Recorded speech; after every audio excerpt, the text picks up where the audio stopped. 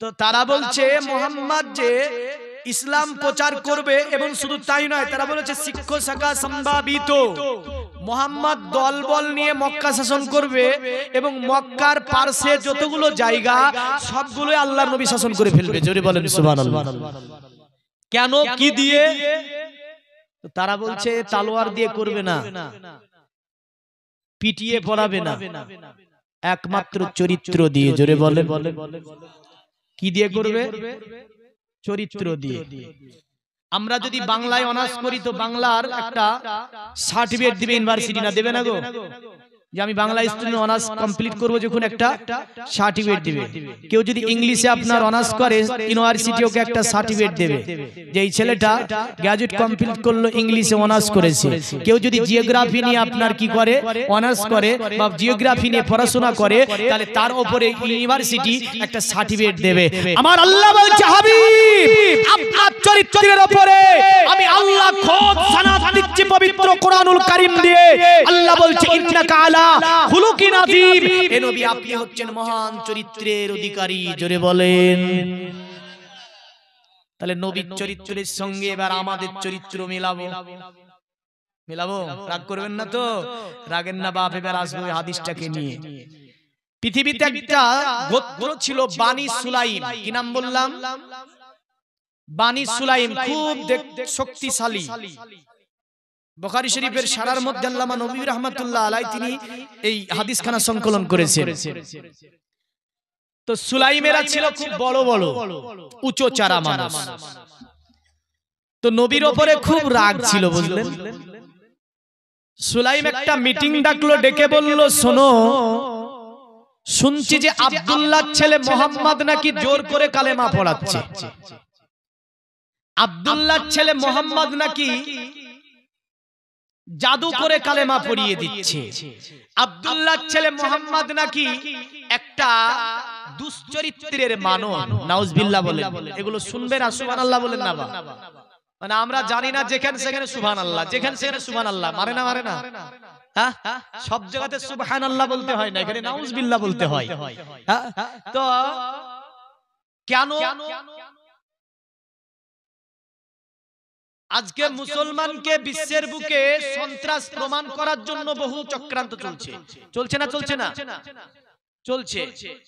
যে মুসলিম মানি নাকি এরা দুশ্চরিত্রবান হয়, এরা লম্পট হয়। এটা কে বলেছে? তো বাবা একটা ছেলেকে ছোট্ট অবস্থায় বলে যে মুসলিমের সংস্পর্শে যাস না। তো ছেলেটা জিজ্ঞাসা করে বাপকে, আব্বা কেন? তো মুসলিম মানি লম্পট। তো ওই ছেলেটা বড় হওয়ার পরে যতই শিক্ষা অর্জন করুক, একটা মুসলিমকে দেখলে ওই কথাটা মনে পড়বে যে বাপ শিখিয়ে দিয়েছিল মুসলিম মানে লম্পট।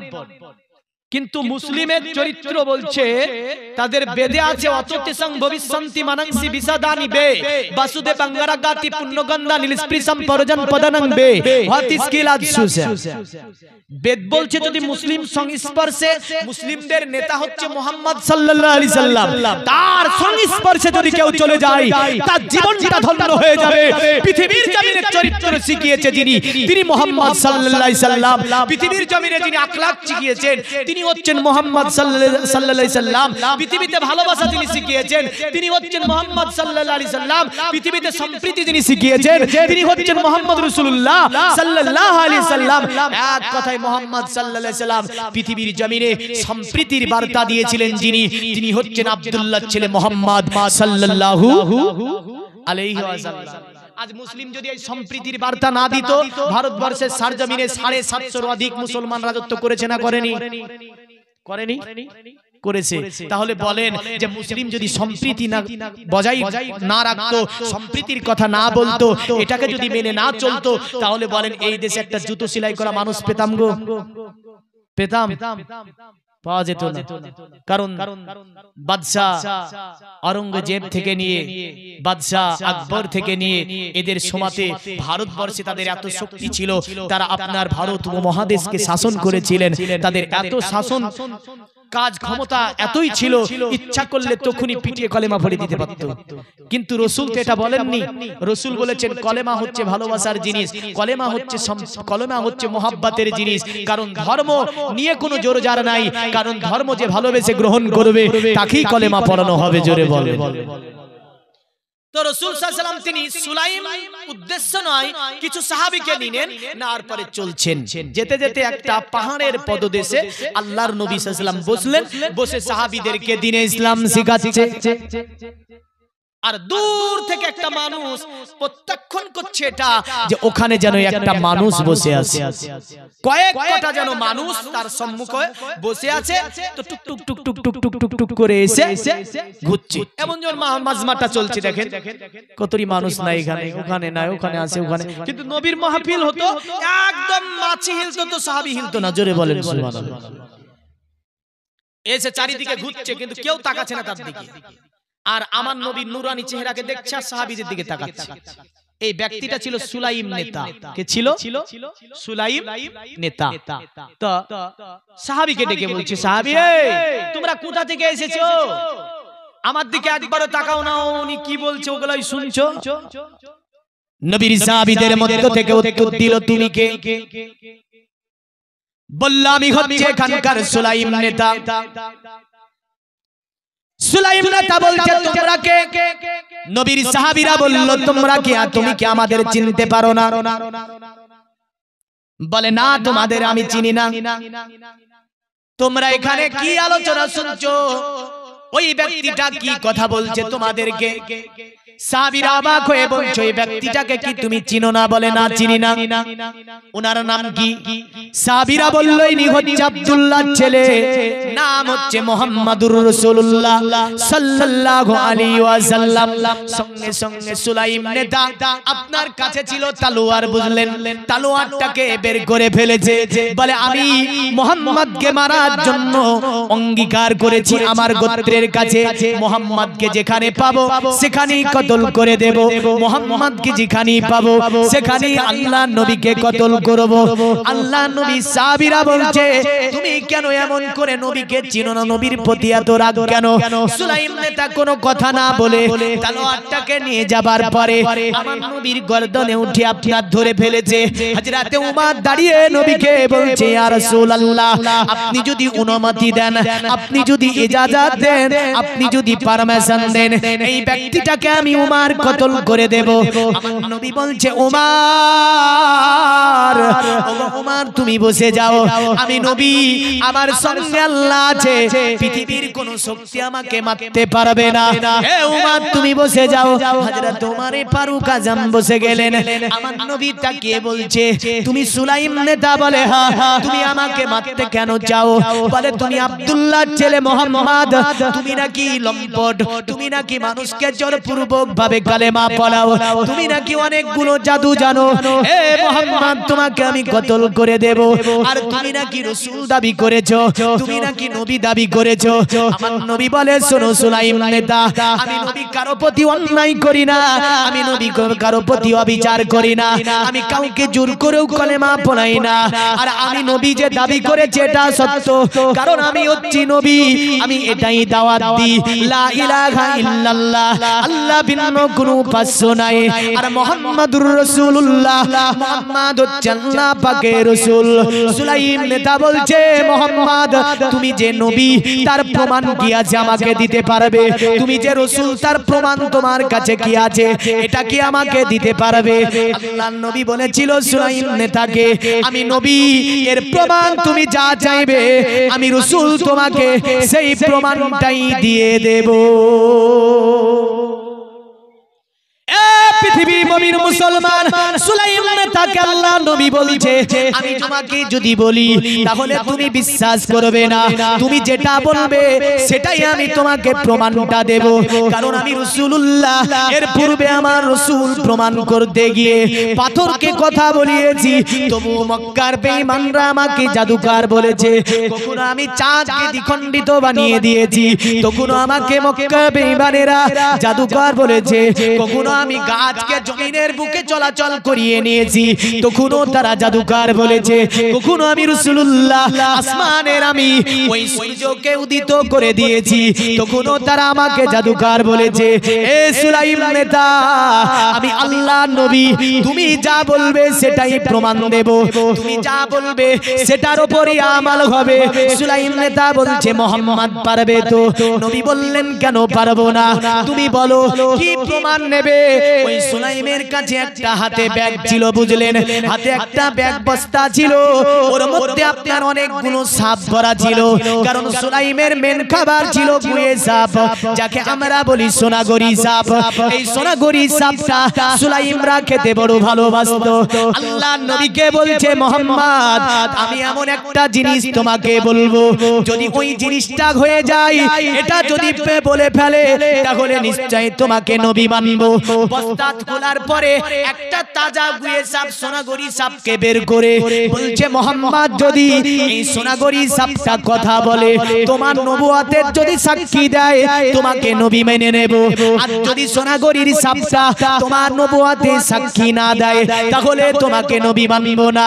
কারণ এই ব্যক্তিটার আশা এটাই ছিল, পৃথিবীতে জীবনে সাপ কথা বলবে না, আর সাপ কথা বলবে না, মুহাম্মদকে আমি নবীও মানব না। সাপ কখনোই কথা বলবে না, মুহাম্মদকে আমি নবীও মানব না। ও জগতের মুমিন মুসলমানেরা, আমার নবী পাকে মুজিজা কি ছিল দেখেন। আমার নবী বলেছিল সুলাইম নেতাকে, এ সুলাইম নেতা, আমি আল্লাহ নবী যদি এটা করিয়ে দিতে পারি, তুই কি মেনে নিবি? বলল হ্যাঁ মুহাম্মদ, কেন মানব না। আল্লাহ নবীর সম্মুখে নবী বলছে সাপটাকে ছেড়ে দাও, সুলাইম নেতা বলছে পালিয়ে যাবে। নবী বলে পালাবে না, এই সাপটাও আমি রাসূল, আমাকে চিনে, এই সাপটাও আমি নবী, আমাকে জানে। জোরে বলেন সুবহানাল্লাহ। সুলাইম নেতা তাজা সাপকে ছেড়ে দিল আল্লাহ নবীর সম্মুখে। সাপটা যেন আদব সহকারে দাঁড়িয়ে গেল। আমার নবী সাপটাকে বলছে, আল্লাহর সৃষ্টি গুয়ে সাপ, আমি আল্লাহর নবী নাকি নবী না? এটা এই সুলাইম নেতা তোর জবান থেকে শুনতে চায়। এ সাপ, তুই বল আমি আল্লাহর নবী, নবী নাকি নবী না?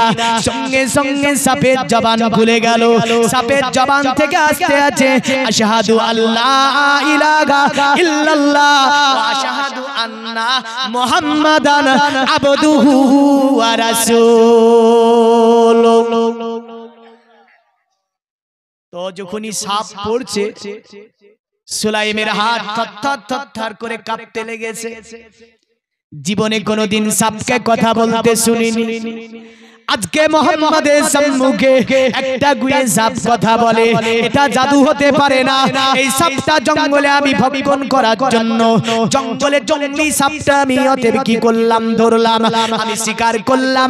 এটা মুহাম্মাদের কোনো প্রশিক্ষণ দেওয়া সাপ নয়। যেহেতু জঙ্গলি একটা সাপে মুহাম্মাদের কালেমা পড়ে, আমি সৃষ্টি জীব, আমি যেহেতু শর্তে হেরে গিয়েছি, দেখতে পাচ্ছি ইনি কোনো জাদুকর নয়, ইনি কোনো মনোরসী নয়, ইনি পৃথিবী জমিনে কোনো আতেবে জ্যোতিষী নয়, নিঃসন্দেহে আল্লাহ পাকের পয়গম্বর, আল্লাহ পাকের নবী। তাই সে আপনার নবী পাকের হাত ধরে ফেললো, তলোয়ারটা ফেলে দিল। নবীর হাত ধরে বলে, ইয়া রাসূলুল্লাহ, ইয়া হাবিবাল্লাহ, সুলাইমরা সকলে রেডি হয়ে আছে, আপনার সঙ্গে যুদ্ধ করবে, আপনাকে কতল করে দেবে। তবে আমি যেহেতু আপনাকে চিনে ফেলেছি, দয়া করে আপনি আমাকে কলেমা লা ইলাহা লা ইলাহা ইল্লাল্লাহ, লা ইলাহা ইল্লাল্লাহ মুহাম্মাদুর রাসূলুল্লাহ সাল্লাল্লাহু আলাইহি ওয়াসাল্লাম। এটা পড়ে আপনি আমাকে ইসলামের মধ্যে দাখিল করিয়ে নিন। আমার নবী পাকের কাছে কলেমা পড়ে নিল। আল্লাহর নবী আপনার বলছে, সুলাইম নেতা, এগুলো আর যে খাওয়া যাবে না, কারণ কলেমা পড়লে হারাম খাওয়া যায় না। না যাই গো, কলেমা পড়লে হারাম খাওয়া যায়, সুদ খাওয়া যায়, জেনা করা যায়, চুগলামি করা যায়, নোংরামি করা যায়, একে অপরের মাল হরণ করা যায়। যাই গো, কারণ পৃথিবীতে মুসলমান সে হবে যে আপনার মিথ্যা বলবে না, আপনার মুসলমান তো সে হবে অন্যের গীবাত করবে না। মুসলমান তো তাকে বলে যে আপনার অন্যের মালকে অন্যায়ভাবে হরণ করবে না। মুসলমান তো সে যে অন্যের মালকে চুরি করবে না। মুসলমান তো সে যে সুদকে বর্জন করে চলবে। মুসলমান তো সে যে অন্যের আপনার অন্যের অবিচার অত্যাচার করবে না। কারণ মুসলমান যিনি হবে ওই ব্যক্তি সংযমী হবে। নবী পাক বলেছেন মান সালিমান মুসলিমুনা মিন লিসানিহি ওয়া ইয়াদিহি, পৃথিবীতে মুসলমান ওই ব্যক্তি যার জবান থেকে অন্য মুসলমান হেফাজতে থাকবে, যার হাত থেকে অন্য মুসলমান হেফাজতে থাকবে, ওই ব্যক্তিটাই হচ্ছে পৃথিবীর জমিনে মুসলমান। জোরে বলবেন না? কিন্তু কলেমা পড়েছি, সুদ ছাড়তে পারিনি। না পেরেছি গো। একটা মাহফিলে বুঝলেন সুদের টপিক একবারে দিয়েছি বুঝলেন। তো ওখানে একজন সোনার ব্যবসায়ী ছিল, আমি জানি না রাগ করেন না কেউ বাপ, তো নেমে আমাকে রাগ করে বলছে আপনি আর ওয়াজ পাইছিলেন না? হ্যাঁ আচ্ছা কেন ভাই? তো ঘুরে ঘুরে বাসটা তো আমাকেই দিছিলেন তাই বলছে আমাকে, বললেন হ্যাঁ এমন ভাষাই বলছে আমাকে যেতে দিতে যে ঘুরে ঘুরে বাসটা তো আমাকেই দিছিলেন। আমি বলি কেন, আমি তো জানি না। তো বলে জানেন না, এটা কই বলেন না মানুষ মরে যাচ্ছে তখন সুদ নিচ্ছে, এটা কি জায়েজ হবে না? চালাক দেখেছেন, মানে বিপদে পড়েছে সুদ না জায়েজ হবে? বিপদ থেকে হেফাজত করার মালিক কে? জীবিত রাখার মালিক কে? রিজিক দেওয়ার মালিক কে?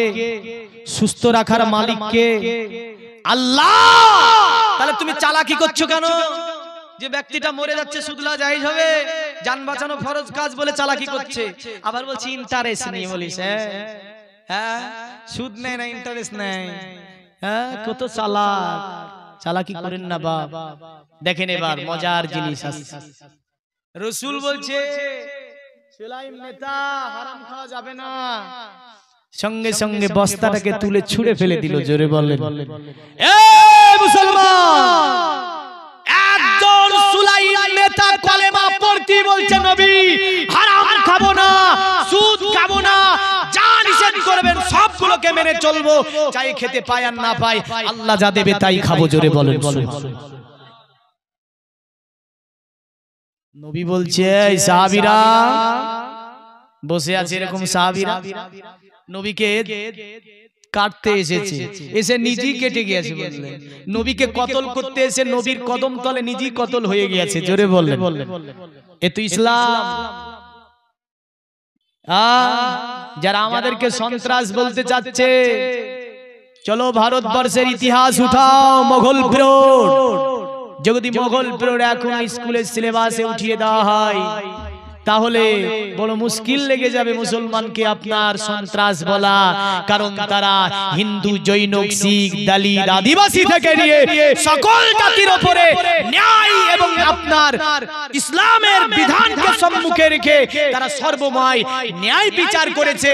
মুসলিমকে, হিন্দুকে, দলিতকে, আদিবাসীকে এটা বাদশা দেখেনি, বাদশা দেখেছে ন্যায় পরায়ণ বিচার করব আমি, আমার রাসূল যা বলেছেন সেটাই বিচার হবে। জোরে বলেন সুবহানাল্লাহ। আর এখন নাম দেখে মাপ নেয় ছেলে ছেলে কি করে জানেন? ওপরে একটা ডাব ঝুলাই, ঝুলার পরে ওতে ধরে আর নিচে থেকে দুজনকে বলে আমার পা ধরে টান। বলে কেন? বলে 1 সুত ছোট হয়ে গেছে। কি করতে যে? বলে পুলিশের চাকরি তো পা ধরে টান 1 সুত বড় হবে।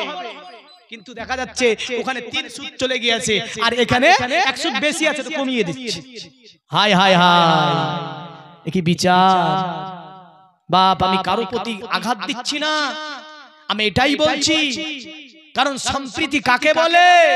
সম্প্রীতি তো তাকে বলে, ভারতবর্ষের ইতিহাস দেখলে দেখতে পাই মন্দির আছে পাশে, মসজিদ আছে পাশে, মন্দিরে পূজা হবে, মসজিদে নামাজ হবে। জোরে বলেন সুবহানাল্লাহ। মন্দিরে তারা কি করবে? পূজা দিবে, মসজিদে আজান হবে, নামাজ হবে, উভয় কাউকে কেউ আঘাত করবে না। এই তো সম্প্রীতি বলে, একই তো সম্প্রীতি বুঝায়। কিন্তু তুমি আমারে সম্প্রীতি শিখাও, আজ দেখতে গেলে দেখতে পাই ঘুরে ফিরে মুসলমানটা কি পাই।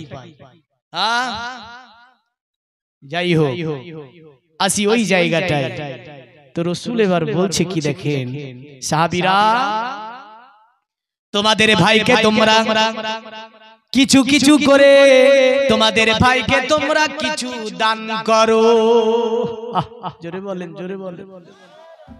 নবী বলে সাহাবীরা যদি তোমাদের নব মুসলিম ভাই এখন হয়ে যাচ্ছে সুলাইম নেতাকে যদি তোমরা কিছু দান করো, আমি নবী বলছি কিয়ামতের দিনে আল্লাহ পাক তোমাদের এই দানকে আল্লাহ ফিরিয়ে দেবে।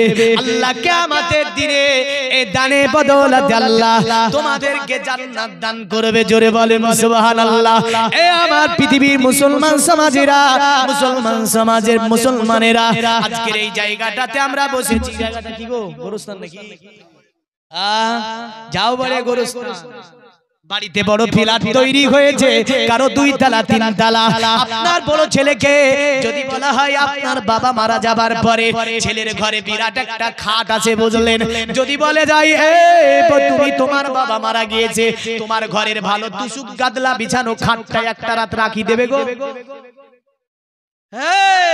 এই খাট বাদ হয়ে যাবে যদি এই আমার বাপ মরাকে শুয়াও, বলবে না? স্ত্রীকে যদি বলে তোমার স্বামীটা তো আজকে মারা গেল, রাত্রি যেয়ে সকালে দাফন করা হবে, তো কোথায় রাখবো? ঘরের মধ্যে রাখি। স্ত্রী বলবে কি জানেন না, ঘরের মধ্যে না, ওই পেয়ারা তলাটাই রাখো। কোথায় বলবে? পেয়ারা তলাটাই রাখো। যদি স্ত্রীকে বলা হয় কেন গো তোমার তো স্বামী এতদিন ছিলের কাছে, বলে আজ স্বামী নাই ভূতে গিয়েছে। হ্যাঁ, লেখনি শ্বাসটা বেরিয়ে গেলে আপনার জায়গা কোথায়? পিয়ারা তালা। বাড়িতে যতক্ষণ আছেন পিয়ারা তালা। আপনি ভাবেন না যে ঘরে ঢুকতে দিবে। যে চকিটার উপর রাখে বুঝলেন, ওই চকিটা দেবা 3 দিন 40 দিন পর্যন্ত একটা করে মোমবাতি জ্বালায়। আর 3 দিন একটা মিলাদ দেয়, তো কাকে বসাবে? ওই চকিটাতে একটা গাদলা বিছে মৌলভী সাহেবকে বসা। ভূতে ধরলো কাকে ধর? হ্যাঁ, ভূতে ধরলো কাকে ধরু? ওই চকিটা আমরা বসবো না, শুবো না। পারিস তো মাদ্রাসাতে দিয়ে কেন? তোর বাপকে শোয়ানো হয়েছিল না, মরা বাপ, এখন ওই চকিতে শুলি ভূতে ধরবে। হায় রে মানুষ, একটু যদি চিন্তা করা যায় কোথায় আছে কি করছে, একটু যদি ব্রেন খাটায়, তাহলে ওখান থেকে এনে কোথায় রাখবে? অন্ধকার কবর। নকল বাড়ি 2 তলা 3 তলা 5 তলা, আর আসল বাড়ি কি একতলায় হয় না? না, একতলাও হয় না। দেখেছে ওই আটটুকি করে আপনার জায়গা। তাহলে এই জায়গাটার জন্য সুলাইম নেতার জন্য যেমন রাসূলুল্লাহ বললেন তোমরা যেটা পারবে আল্লাহর রাহে তোমাদের ভাইয়ের জন্য দাও। আমি আপনাদের রাসূলের ভালোবাসায় মহব্বতে আমি যে মৌলভী সাহেব নিয়ে নেবে, দেখেন সব করেছেন ছেলের জন্য 5 লাখ 10 লাখ 20 লাখ টাকা করে খরচ করে করে আপনি বহু কিছু করে রেখেছেন, কিন্তু ওই 20 লাখ টাকা দামের বাড়িতে মরে যাবেন তো ছেলে বলবে বার কত তাড়াতাড়ি পিয়ারা তলায় রাখ, আজকে রাত্রি সকাল বেলায় হবে, আর এখানে এনে আপনাকে কি করবে? ভরে দিবে ঘরের মধ্যে। তারপরে আপনার আর ছেলে আসবে না, কেউ আসবে না। এই দেখেন নারায়ে তাকবীর, ওয়াজ শুনে যাবেন, আমি বলে যাব। এখনো মজার ঘটনা আছে একই হাদিসের মধ্যে। ওই সুলাইম নেতাকে আবার একটা জিনিস দান করেছিল, সাহাবীর জন্য রাসূল ভবিষ্যৎবাণী দিল। সুলাইম নেতা পুরো ইসলাম কবুল করেছিল, তার ঘটনা একই ঘটনাই বলবো ইনশাআল্লাহ। দীর্ঘ হাদিস বর্ণনা করেছেন আল্লামা নববী রাহমাতুল্লাহ আলাইহি। আশা করি পিওর নতুন বুঝলেন, শুনতে পাননি কোথাও, ইউটিউবে সার্চ করে পাবেন। হ্যাঁ, পিওর নতুন।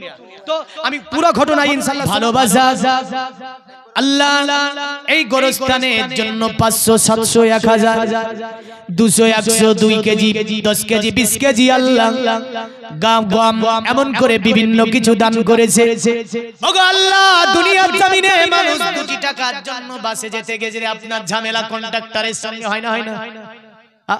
কন্ট্রাক্টর যদি বলে 10 টাকা ভাড়া, জায়গায় যদি 12 টাকা বলে, পিটিয়ে জামলা বিনিয়ে দেবো তো বলে কেন? বলে 12 টাকা কিসের 10 টাকা? মানুষের ভালোবাসা দেখুন, 2 টাকা নয়, এখানে মানুষ 10,000 5,000 1000 এসে আল্লাহর মহব্বতে ভালোবাসাতে নবীর প্রেমে এসে আপনার দিয়ে যাচ্ছে। আল্লাহর আপনার এই ঘরের জন্য আপনার জমা করছে অ্যাকাউন্টে, কোনো অসুবিধা মনে করে না। করে কিন্তু কন্ট্রাক্টর 2 টাকা চাহালি বুঝলেন মারামারি লাগবে না কিন্তু কি ভালোবাসা দেখেন এখানে 1000 5000 10000 করে নিয়েছে ইয়া রাসূলুল্লাহ সুবহানাল্লাহ ইয়া হাবিবাল্লাহ দুই সাথীকে পাশেতে নিয়ে হায় আরামে আছো নিঝুম নিরালায় সারা দাও রাসূলুল্লাহ ডাকে যে আশিক তোমার সুবহানাল্লাহ সুবহানাল্লাহ একটু ডাক দিত ইয়া রাসূলুল্লাহ ইয়া হাবিবাল্লাহ ইয়া রাসূলুল্লাহ ইয়া হাবিবাল্লাহ সারা দাও রাসূলুল্লাহ ডাকে যে আশিক তোমার জোরে বলেন নূরের উজ্জ্বল চেহারা তোমার দেখিলে হারাম দুজখেরি না সুবহানাল্লাহ নবীর চেহারা দেখলে জাহান্নামের আগুন হারাম হয়ে যায় জোরে বলেন সুবহানাল্লাহ তুমি কবে দিবে এই মুলাকাত দিদার দাও আমারে ইয়া রাসূলুল্লাহ ইয়া হাবিবাল্লাহ ইয়া রাসূলুল্লাহ ইয়া হাবিবাল্লাহ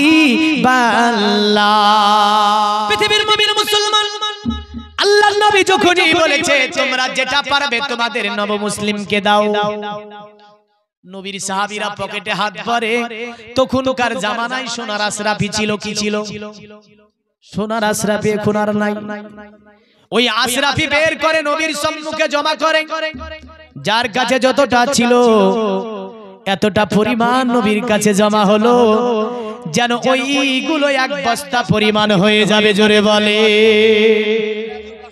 মেরাজুল 500 টাকা করেছে দান আল্লাহ বাবার নাম মানিক কি মারা গেছেন আছে আচ্ছা ছেলে বাবার জন্য দান করেছে আল্লাহ এই দানকে কবুল করে নিয়ে বাবাকে সুস্থ রাখুন দুনিয়াতে বালা মুসিবত থেকে হেফাজত করুন আল্লাহ ওগো আমার আল্লাহ দুনিয়ার জমিনে আপনি ওই বাবাকে দুনিয়াতে আল্লাহ ইসলামের চাতলে শান্তিময় জীবন যাপনের তৌফিক দিন আয় আমার আল্লাহ যারা দান করেছে সকলকে আল্লাহ আপনি কবস্তা পরিমাণ টাকা হয়েছে তো রাসূল বলছে যাও নিয়ে চলে যাও এগুলো নিয়ে বাড়ি চলে যাও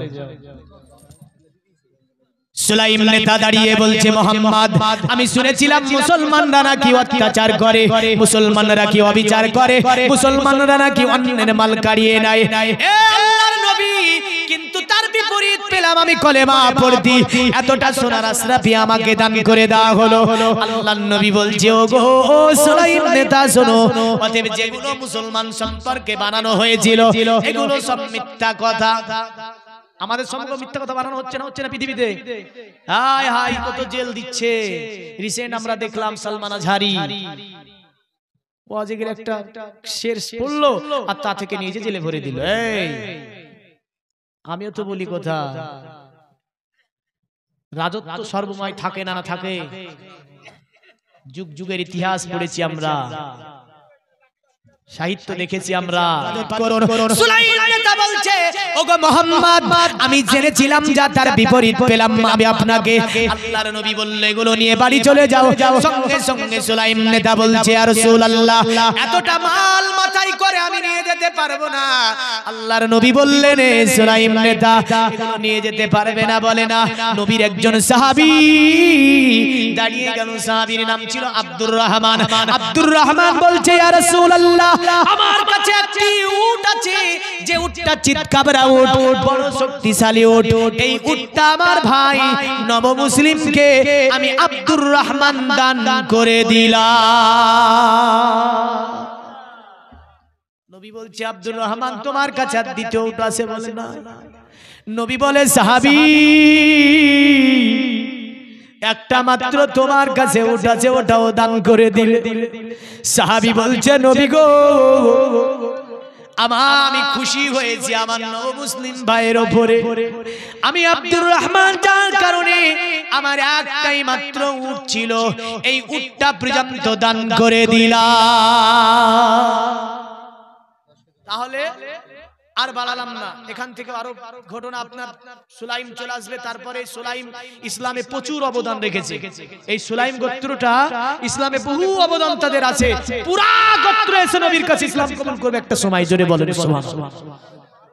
তো যাই হোক, মুহাম্মদ সাল্লাল্লাহু আলাইহি সাল্লাম কি তো বেদ বলছে, শোন মুহাম্মদ কি তো বেদ বলছে কেমন জানেন? অসবো মাসু গমারুয়ে দেবদত্তং জগৎপতি মসিনা সাদুদা মন্নমষ্টে শবর যে গুণ নিবিতান চিররন্ন সোনা কোনাং হয়না প্রতিমুদ্দাতি বিপ্রলিঙ্গ 14 দোষান কুনি জনিয়নো সতি অতুতি সং ভবিষ্যন্তি মনংসি বিসদানি বে বসুদেবং নগাতি পুণ্যগন্ধনি নিস্পৃশাম পরজন পদনং বে হতিস কিলা সুসা দেবাদরমা ক্ষেত্র যুগ দেবালকস্তচার গুষ্টার পুষ্টর সন্তুষ্টা কলকুরজুনি চাবুবাননা দেবাদিলিঙ্গি সুভূষণি ভূষিত সুচা ইন্দ্রজালি বুদ্ধতি কল্পকা পূজা কা জনানো শান্তি। বেদ বলছে নবী যিনি হবে তিনি আশারোহী হবে, নবী যিনি হবে তিনি বিশ্ব মানব হবে, নবী যিনি হবে তার মধ্যে পৃথিবীর সব ধরনের সৎ গুণের অধিকারী হবে, জোরে বলে। এটা বেদে বলেছে নবী যিনি হবে পৃথিবীর সব ধরনের সৎ গুণ তার মধ্যে পাওয়া যাবে, জোরে বলেন সুবহানাল্লাহ। তাহলে নবী যিনি হবে তিনি আশারোহী হবে, নবী যিনি হবে তার মধ্যে সমস্ত রকমের সৎ গুণের অধিকারী হবে। পণ্ডিতকে বলল পণ্ডিত নবীর কথা খুব বলছো তুমি, তবে ওই নবীটার নাম কি হবে?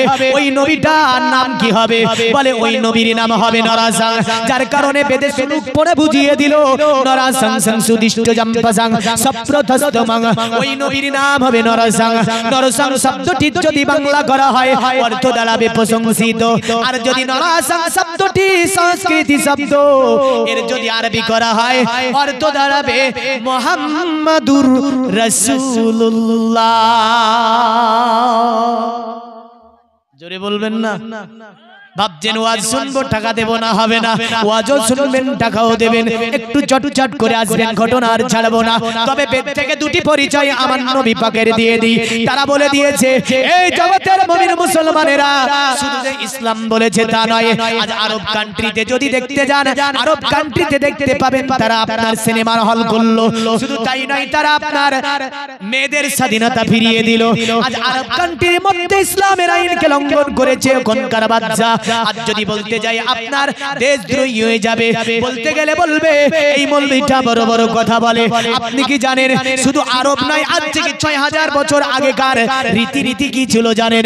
আপনার তারা বলে গিয়েছে অদং পස්සব্বে মপ্রিসনতং পদকে হরো মাতি কসপলক দসন্তসারি ব্রহ্মভূমিত। তারা বলল শোন ওরে পৃথিবীর মানুষেরা, ওরে পৃথিবীর মানুষেরা শুনে রেখে দে, পৃথিবীর জমিনে পুরুষ এবং নারী যেই হোক না কেন সকলকে সংযমী ভাবে চলতে হবে। সকলের শরীর হবে পোশাকে আবৃত, আর নারী যারা হবে তাদের পোশাক হবে একদম আবৃত। নারী যারা হবে তাদের চলন হবে সংযমী। নারী যারা হবে তারা নিজের পায়ের দিকে জোরে থেকে তাকিয়ে তাকিয়ে চলবে। আর যে নারীটা ডানে বামে উপরে আপনার হরিণের মতো এদিক ওদিক চলিয়ে চলিয়ে আপনার ঘুরে ফিরে তাকায় এবং হিলে দুলে চলে, আপনার বেদের মধ্যে বলছো ওই নারীটা নারী নয়, ওই নারীটা হচ্ছে ধূর্ত শগুনের মতো। নারায়ে তাকবীর। এই দেখেন, দেখেছেন বাঘের বাচ্চা হয়েছে ছাগল। একটা গল্প আছে, বড় গল্প। হ্যাঁ, মানে বাঘ, আমরা বাঘের বাচ্চা না, কিন্তু ছাগলের মতো ম্যাঁ করছেন কেন তাহলে? আল্লাহু আকবার বলতে কি রাগ করেন না? আপনি কি জানেন যে আকসা মসজিদ প্যালেস্টাইনে চলছে দীর্ঘ 200 বছর ইতিহাস খুলে দেখেন। এই আকসা মসজিদ আরবিয়ানরা এক সময় বলেছিল নারায়ে তাকবীর আল্লাহু আকবার, নারায়ে তাকবীর আল্লাহু আকবার, নারায়ে রিসালাত ইয়া রাসূলুল্লাহর ধ্বনি লাগিয়ে পুরো আল আকসাকে ইহুদিদের হাত থেকে দখল করেছিল। জোরে বলেন সুবহানাল্লাহ। সুবহানাল্লাহ। সাহাবীরা যখন যুদ্ধেতে আপনার দেখছে পরাজিত বরণ হয়ে যাবে, তখন তারা যখনই নারায়ে তাকবীর বলতো, আল্লাহর ডাক এমন ভাবে মুসলমানরা বলতো, ওই ডাক বেঈমানদের কানে লাগতো তো ভয়ে পালিয়ে যেত ময়দান ছেড়ে তারা। আর আমরা যদি নারায়ে তাকবীর বলি তো মুখকে চাপিয়ে ধরে বলা, একটু জবান খুলে মন খুলে প্রেমের সাথে গলা। আমি বলছিলাম যে নারী পুরুষ সংযমী ভাবে আমাদের চলার কথা, এটা ইসলাম বলেনি, এটা বেদও বলেছে। জোরে বলেন সুবহানাল্লাহ। আর যদি বুরকা পরে আমরা শুধু স্কুলের মধ্যে দেখছিলাম একটা নারী গেল আর হেডমাস্টার বলছে এই পোশাক পরে ঢোকা যাবে না, বলে কি পরতে হবে, বলে স্কুল ড্রেস পরতে হবে। তোর বাপ বলে গিয়েছে যে বুরকা পরা জায়েজ আছে, বেদ বলছে বুরকা পরতে হবে, রাসূল বলেছে বুরকা পরতে হবে, বেদও বলেছে বুরকা পরতে হবে। কারণ বেদ বলেছে যে নারীটার চলনে দেখে অন্য পুরুষ আকৃষ্ট হয়ে যাবে, ওই নারীটা শগুন হয়ে যাবে। কি হয়ে যাবে? ধূর্ত শগুনের মতো হয়ে যাবে। কারণ বেদ বলছে নারী সংযমী হবে, নারী পায়ের দিকে থেকে চলবে, আর পুরা শরীর নারী হবে পোশাক আবৃত। জোরে বলেন সুবহানাল্লাহ। কিছু পড়বে না, কিছু না, আর ইসলামের দোষ ঘুরে ঘুরে। আর তোর কিতাবগুলোই পড়, দেখ সব পেয়ে যাবে, তোর ধর্মীয় গ্রন্থটি সব লেখা আছে। তো যাই হোক, আমি বলবো রাসূল সাল্লাল্লাহু আলাইহি সাল্লাম ওই সাহাবীকে আপনার উটটা দিয়ে দিল এই ভবিষ্যৎটা বনি বলে। আর আমাকে রিকোয়েস্ট জানাবেন না কমিটি সকলকে বলছি, এটা চরম পর্যায়ের বেয়াদবি হচ্ছে আমার। কারণ বক্তা বসেছে, আমি প্রথমেই বলেছি আমি পট করে ছেড়ে দিতাম, কিন্তু একটি জায়গাতে যেহেতু তো দেখেন চরম পর্যায়ে বেয়াদবি। বক্তা না নিয়ে আসলে সেটা ঠিক ছিল, কিন্তু বক্তা নিয়ে এসে বসে রেখে যে ওয়াজ করবেন বললেন, এটা চলে না। মন খারাপ হয়ে গেছে, মন চাঙ্গা হয়ে যাবে ইনশাআল্লাহ, ভালো বক্তা আছে। তো দেখেন রাসূলুল্লাহ বলছে সাহাবীকে, সাহাবী তোমার কি আর কোনো উট নাই? সাহাবী বলছে ইয়া রাসূলুল্লাহ না, আমার আর কোনো উট নাই। আল্লাহর নবী সাহাবীকে বলছে সাহাবী তুমি আমার কাছে এসো। আব্দুর রহমানকে নবী কাছে নিলেন, নার পরে চোখের দিকে তাকাই সাহাবী বলে ওগো আব্দুর রহমান, আমি নবী পাক তোমাকে ভবিষ্যৎবাণী দিই, কাল কিয়ামতের দিন ওই যে পুলসিরাতে রাস্তাটার ধারে যখন তুমি যাবে, এই চিৎকাবরা উটটা তুমি পুলসিরাতের রাস্তার ধারে পেয়ে যাবে। জোরে বলেন সুবহানাল্লাহ। তো যাই হোক, যেটা বলতেছিলাম, নারীদের ওই সাইড দিয়ে 4000-এর বেশি অধিক দান এসেছে। জোরে বলেন সুবহানাল্লাহ। পৃথিবীর মুমিন মুসলমান, আমি আয়াতে কারিমা পড়েছিলাম, আল্লাহ বলছে ইয়া আইয়ুহাল্লাযীনা আমানুস্তানিবু লিল্লাহি ওয়ালির রাসূলি ইজাদাকুম। এ পৃথিবীর ঈমানদারেরা, এ পৃথিবীর বিশ্বাসীরা, যখন তোমাদেরকে আল্লাহ আল্লাহ রাসূলের তরফ থেকে ডাক দেওয়া হবে, পৃথিবীতে যে কাজের মধ্যে থাকো না কেন সব কাজ বন্ধ করে দাও, নবীর ডাকে সাড়া দাও, এতে তোমাদের জীবনের মঙ্গল রয়েছে। আল্লাহ পাক আমাদের সকলকে নবীর ভালোবাসা